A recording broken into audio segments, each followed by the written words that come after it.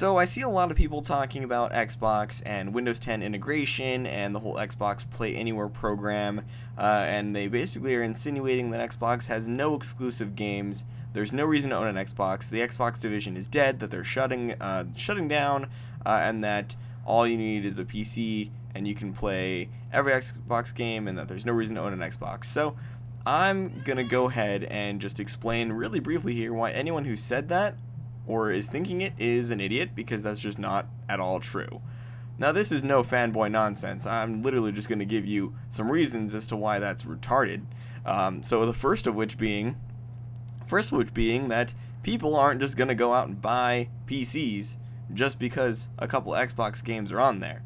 I know a lot of people who who don't want to buy a $1,000, $2,000 PC just to play games that they can already play on their Xbox. It's the same reason that multi-platform games sell better on consoles than they do predominantly on PCs. Even though there's a lot of awesome PCs out there, people still like the console experience.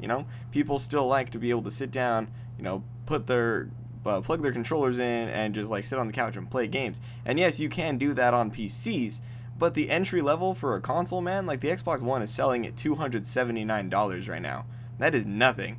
For the amount of performance you're getting out of that box, that is basically nothing. And people still have Xboxes. People are still buying Xboxes.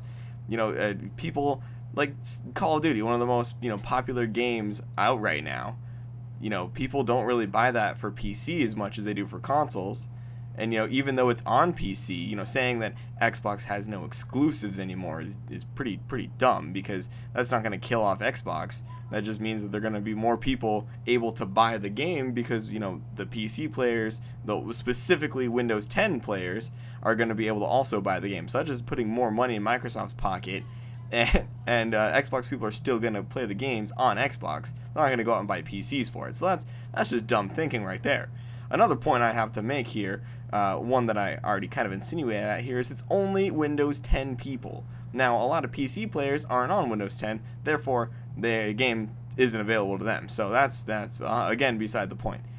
Another point, and this is probably the most legitimate point I have to make here, is that Phil freaking Spencer himself said that Xbox division is not shutting down. No joke. Look it up. People have been saying this for some time now, that Xbox division is shutting down. They have no money. Well, first of all, the Xbox One is selling better than the 360, and that's with all the bad press and all that stuff. Like the 360, when it first came out, when it was the only console on the market, the Xbox One is selling better than the Xbox 360 did way back in the day. And yeah, you can say that's because there's more gamers now, whatever, but Microsoft is making more money with the Xbox One than they did with the 360. That's just fact right there.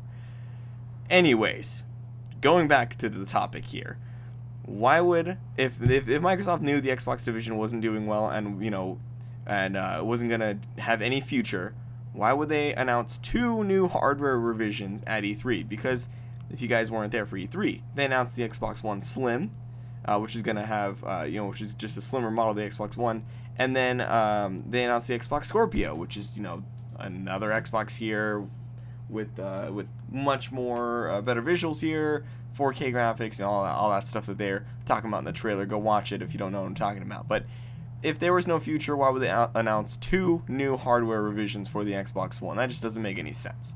All these people talking about the Xbox One gonna die and stuff like that, those are just fanboys. Don't listen to them. And again, I'm not even spouting any fanboy nonsense here. This is just like common sense. Like, they're not gonna release 2 new Xbox revisions if the Xbox is gonna be shut down soon.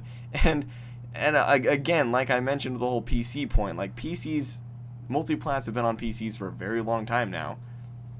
Like, what's the difference between having a couple Xbox games on PC and, having Call of Duty on PC? That doesn't mean, oh, I don't need a PlayStation or an Xbox to go play Call of Duty. People are still going to buy those games on the consoles even if they are available elsewhere. That's just a dumb point to make. But whatever, guys. I just wanted to make this video here because a lot of people were actually really serious. Like, they were legitimately saying that Xbox was going to shut down, and that's just one of the dumbest things I think I've ever heard. So Tell me what you guys think. I mean, there's not really much to think, but tell me what you guys think in the comment section down below anyways. I would very much be interested in hearing your thoughts, and you guys stay classy. I'll see you in the next one.